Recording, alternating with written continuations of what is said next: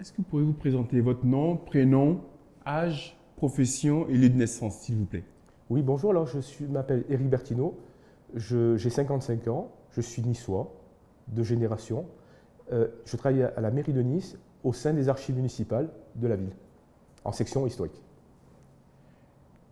Est-ce que vous rappelez de vos premiers moments de supporter de l'OGC Nice? Mes premiers moments, oui, dans ma plus tendre enfance, parce que je montais au stade avec mon grand-père, qui était taxi à l'époque, qui était taxi jusqu'à la fin de sa vie, mais surtout qui arrêtait son activité pour venir me chercher et monter ensemble au stade.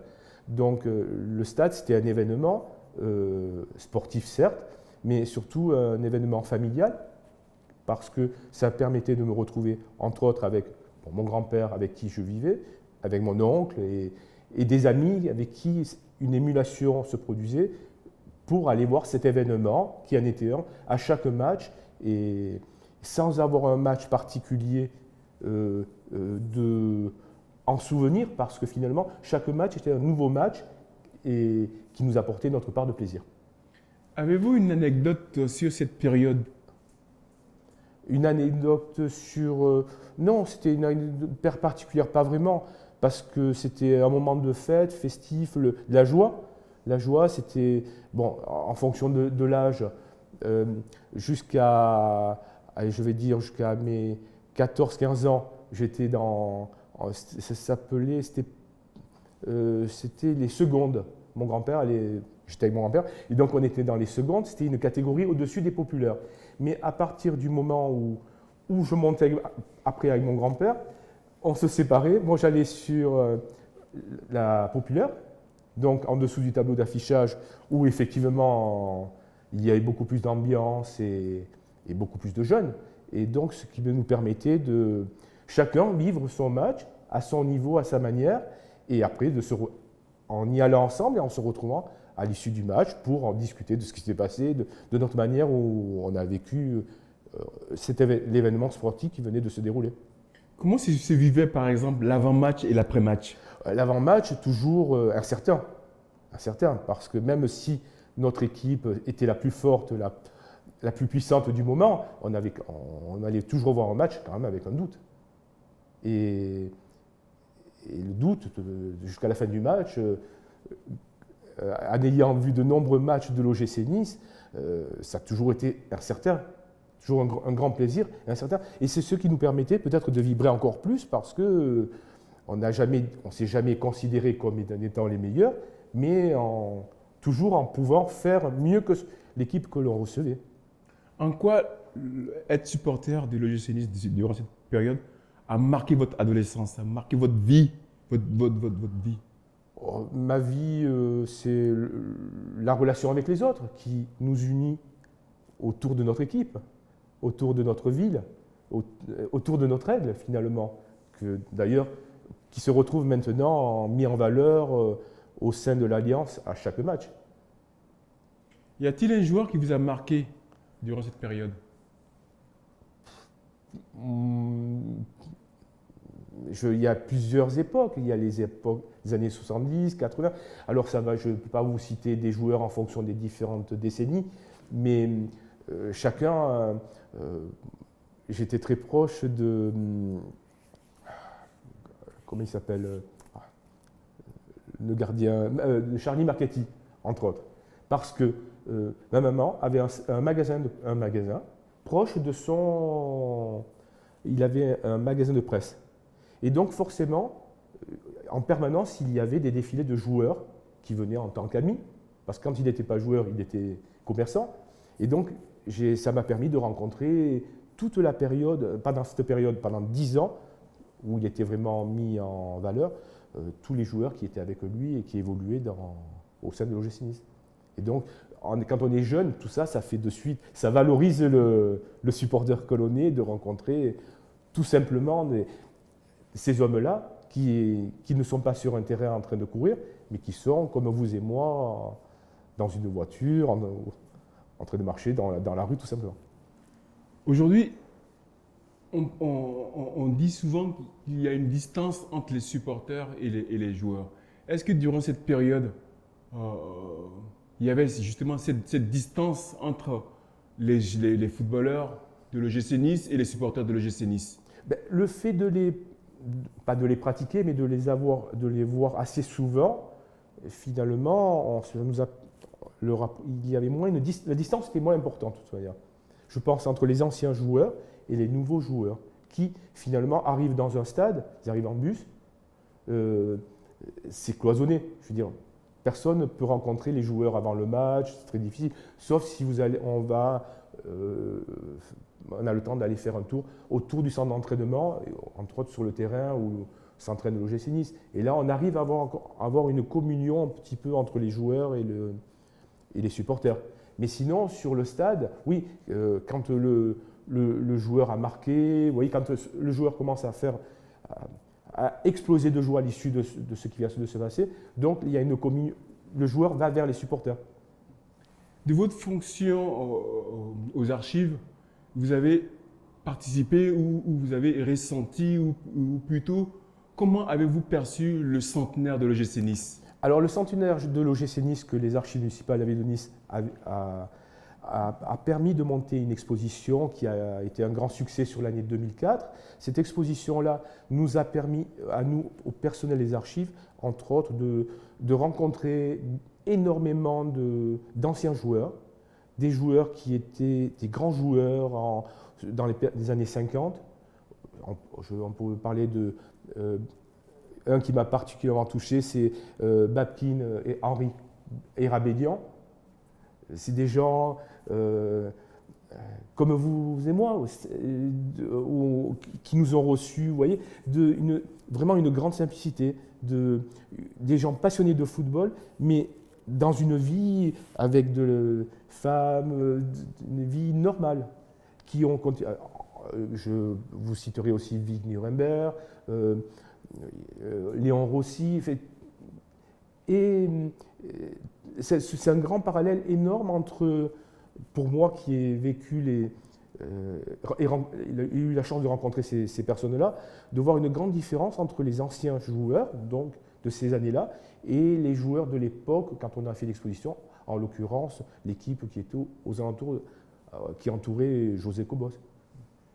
Vous qui travaillez aux archives municipales et surtout vous qui travaillez dans une institution qui considère la mémoire, comment se cultive, comment se nourrit, comment s'invente la mémoire du club l'OGC Nice à Nice?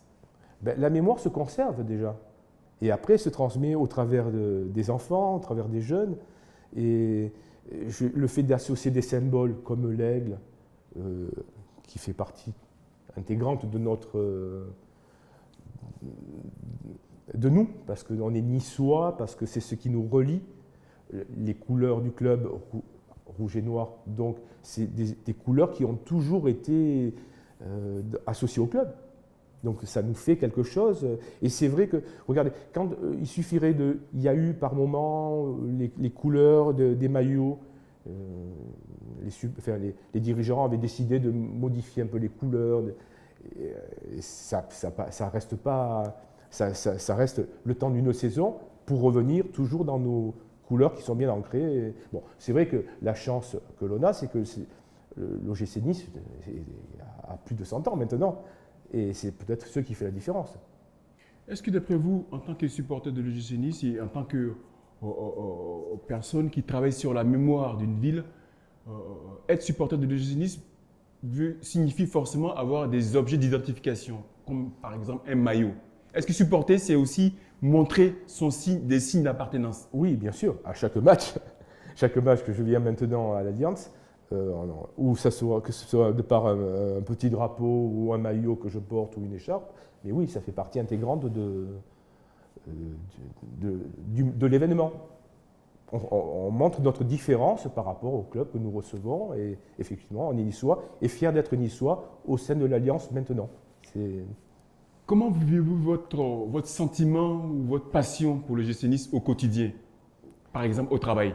Au quotidien, au sein de mon bureau, j'ai une collègue avec qui on partage notre bureau et qui est passionnée aussi de football. Et effectivement, si cette personne-là ne va pas voir le match, on en discute de ce qui s'est passé, les manières, l'ambiance. Et c'est vrai, en permanence, on perd, ou d'autres collègues, parce que bon, moi je vous parle de collègues proches avec qui je travaille au quotidien, mais dans d'autres bureaux, c'est toujours un signe de ralliement, que ce soit les résultats positifs ou négatifs, parce que bon, malheureusement, le club de l'OGC Nice nous a habitués à des moments de grande joie et des moments de tristesse. Comment se gère également cette passion pour le l'OGC Nice du point de vue familial? Alors, de familial, j'ai un peu refait ce que j'ai vécu moi-même. Donc, j'ai mes enfants, j'ai un garçon et une fille, ou une fille et un garçon parce que ma fille est plus grande. Je les ai emmenés de tout jeune voir les matchs. Ma fille est toujours une grande supportrice de l'OGC Nice. Elle va, par rapport à son emploi du temps, elle va rarement voir les matchs, mais quand c'est faisable, elle le fait. Et mon fils, par contre, c'est à fond populaire. Enfin, maintenant, c'est Brigade Sud, ex-Brigade Sud, et il y est vraiment à chaque match. Mais on peut y aller ensemble, mais c'est pareil, on ne se sépare. Trouvez-vous une différence entre être un supporter d'un club, notamment l'OGC Nice, et un supporter de l'équipe de France? Je vive pour l'OGC Nice. J'essaie de voir les maximum de matchs qui viennent sur Nice ou qui sont sur Monaco, oui, où on peut y aller facilement. Je m'oblige à aller voir un match de l'équipe de France. J'ai un plaisir de voir le match de l'équipe de France. J'ai le maillot de l'équipe de France, le drapeau, mais ce n'est pas la même chose. Et pourquoi? C'est notre équipe, parce qu'on est français, on est fiers d'être français, mais l'OGC Nice prime notre rouge et noir, notre aigle, ça prime, c'est en nous, c'est ancré en nous.